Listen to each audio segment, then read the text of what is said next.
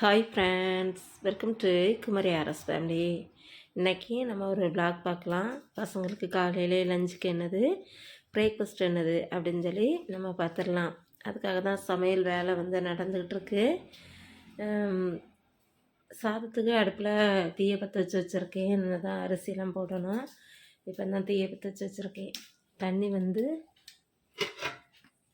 வந்து இப்போ தான் காய போகுது. அந்த பக்கம் வந்து கொஞ்சம் பழைய குழம்பு தான் வச்சு வச்சுருக்கேன். அதான் இதை கொதிச்சுக்கிட்டு இருக்கேன். தெரியுதா? அது கொதிக்கட்டும். இந்த சைடில் வந்து கொஞ்சம் ஆப்பத்துக்கு வந்து மாவு வந்து ஆட்டி வச்சு வச்சுருக்கேன். அதுவும் பொங்கி வந்துட்டு என்ன ஆப்பம் சொல்லணும். இந்த சைடில் வந்து கொஞ்சம் பட்டாணி வந்து இதாக இருக்குது பாருங்கள். பட்டாணி வந்து நானே போட்டிருந்தேன். அதனால் பட்டாணி உருளைக்கிழங்கு தக்காளிலாம் போட்டு அதை போட்டிருக்கேன். ஏனுமா மஞ்சத்தூள் கொஞ்சம் வத்தத்தூள் மசாலாத்தூள் எல்லாமே போட்டு அதையும் போட்டு நம்ம வேக வைக்கணும். அப்புறம் தேங்காய் அரைச்சி ஊற்ற வேண்டியதான். அவ்வளோதான், வேலை முடிஞ்சிடும். இது வந்து பட்டாணி நினைய வச்ச பாத்திரம் தான் அதில் இருக்குது. அதை மட்டும்தான் கழுவணும். அதுக்கு பிறகு பசங்களுக்கு லஞ்சுக்கு சாதமும் என்னதை வச்சு கொடுத்து விட்றேன்னு பார்க்கலாம். டிஃபனுக்கு வந்து ஆப்பமும் பட்டாணி குருமாவும் தான் அன்னைக்கு. சரி, நான் வந்து என்ன சமையல் வந்து நம்ம பார்க்கலாம். இதில் வந்து குக்கரில் கொஞ்சம் கொண்டக்கடலை எல்லாமே வேக வச்சுருக்கேன். அப்படின்னுலாம் இந்த நல்லா வெந்துட்டு இனிமேல் கொஞ்சம் தேங்காய் மட்டும் அரைச்சி ஊற்றி மசித்து தாளிச்சம் பண்ணி ஊற்றிட வேண்டியதான், உப்பு போட்டு. அவ்வளோதான், இந்த குருமா வேலை முடிஞ்சிடும். இந்த பக்கம் வந்து பால் வந்து நேற்று காய்ச்ச பால் வந்து கொஞ்சம் மீதி இருக்குது, அது இருக்கா. அடுத்து அப்படியே இந்த சைடில் சாதம் வந்து இருக்குது.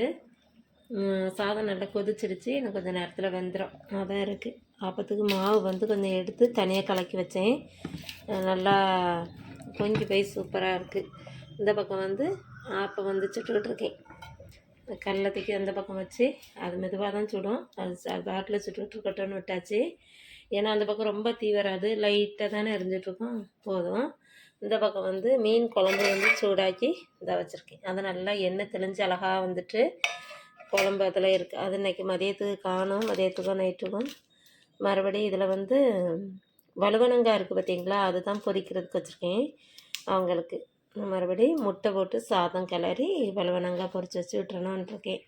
மாவு வந்து இதில் கொஞ்சம் எண்ணெய் இருக்க தான் செய்யுது. அதை வந்து ஃப்ரிட்ஜுக்குள்ள ஊற்றி வைக்கணும். இவ்வளோ மாவுமே எங்களுக்கு போதும் தாராளமாக. அது என்ன 2 நாளைக்கு வரும், 2 நேரத்துக்கு வரும். அதாவது இப்போ நைட்லேயும் சுட்டேன் அப்படின்னா மறுபடியும் காலையிலைக்கு அப்படி வரும். தீ வந்து எரிஞ்சிட்ருக்கு. எனக்கு கொஞ்சம் நேரத்தில் வெந்துருமா. இனிமேல் நேரம் வந்து லைட்டாக விடிஞ்சிருக்கு. இப்போ தான் இனிமேல் வந்து இப்போ ஒரு தேங்காய் உரித்து நம்ம இனிமேல் சமையல் வேலையை பார்க்க வேண்டியதான். இப்படி தான் இருக்குது. இந்த பக்கம் வந்து குருமா வந்து இப்போ தான் கொதிச்சுக்கிட்டு இருக்குது. எனக்கு கொஞ்சம் நேரத்தில் அதான் கொதிச்சிடும். அதுக்கப்புறம் தாளிசம் பண்ணி ஊற்றிட வேண்டியதான். தேங்காய்லாம் அரைச்சி ஊற்றி வச்சாச்சு. அடுத்து வந்து இந்த சைடில் வந்து இதுலேயும் ஆப்பஞ்சிட்டு வச்சுருக்கேன்.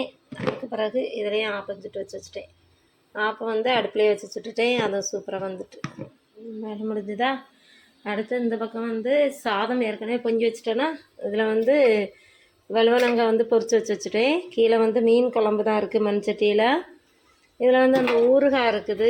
அதுக்கு பிறகு இந்த பக்கம் வந்து முட்டை சாதம் கிளறதுக்கு இப்போ தான் வெங்காயம் போட்டு வதக்கிட்டு இருக்கேன். இந்த தணல்லையே நல்லா திணிரும், டைம் இருக்குது, அதனால தான் அந்தளவு வச்சுட்டேன். கொஞ்சம் அவங்களுக்கு தானே கொடுத்து விடணும், சாதம் கொஞ்சம் இருந்தால் போதும் அப்படின்னு இந்த சட்டியிலேயே வச்சுட்டேன். இங்கே கீழே வந்து தணல் நல்லா இருக்குது, அதனால் அந்த வெக்கையிலேயே சுட்டுரும்.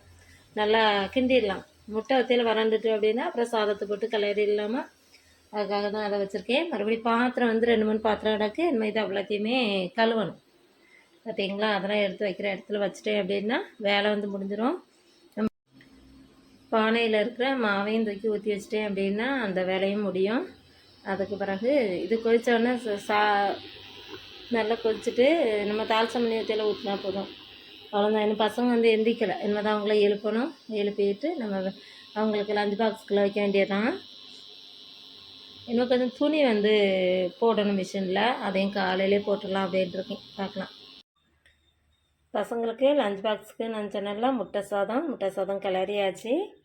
அதுக்கு பிறகு இதில் வந்து வலுவனங்காய் பொரித்து வச்சுருக்கேன். அதுதான் இன்றைக்கி பசங்களுக்கு கொடுத்து விட போகிறேன். உங்களுக்கு உப்பு காணாது அப்படின்னா 2 போட்டு கிண்டிடலாம். அதுக்காக தான் உப்பு போட்ட பையன் பக்கத்தில் வச்சுருக்கேன். மறுபடி லஞ்ச் பாக்ஸுக்குள்ள இனிமேல் எடுத்து வைக்க வேண்டியதான். காலையில் டிஃபனுக்கு குருமாவும் ரெடி ஆகிடுச்சு, ஆப்பமும் ரெடி ஆகிடுச்சு.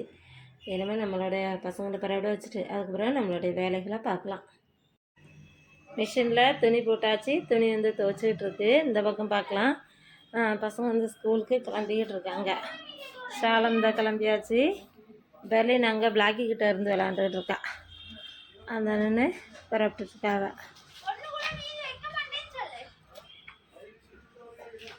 அவனும் கிளம்பியாச்சு. அவனுக்கு ஃபீவர் இன்னைக்கு தான் கொஞ்சம் பரவாயில்ல, ரொம்ப ஒன்றும் இல்லை. என்ன அவனுக்கு ஒரு மாதிரி தான் இருக்குது, மூக்கெல்லாம் அடைச்சிட்டு தான் இருக்குது. சரி 2 நாள் ஸ்கூலுக்கு லீவ் போட்டாச்சு. அதனால தான் சரி நீ பேருன்னு சொல்லியிருக்கேன். அவன் கிளம்பியாச்சு.